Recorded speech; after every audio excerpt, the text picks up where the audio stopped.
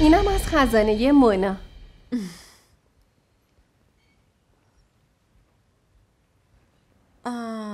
اینو ببین. وای چقدر نازه.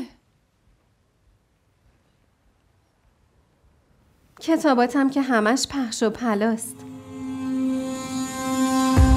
این چیزا رو از کجا پیدا میکنی؟ فقط جمع میکنم. اینو ببین.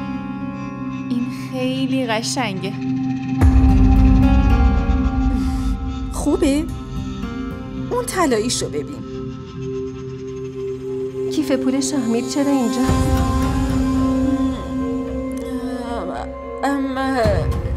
شب تو ماشین جا گذاشته بود. منم یادم رفت بهت بگم. وقتی بهم زنگ زدی هم فراموش کردم. پس بدون کیف پولش رفته لاهور؟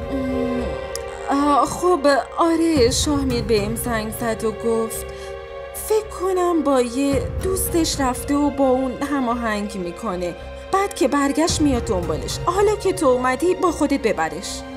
من چرا ببرم؟ خودش بیاد ببره. میبینی؟ من دیشب باهاش حرف زدم ولی چیزی به هم نگفت.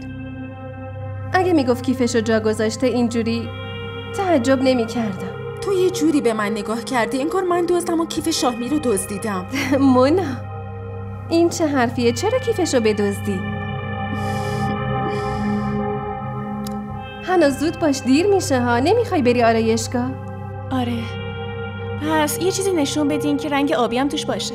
تو این هست، ببین.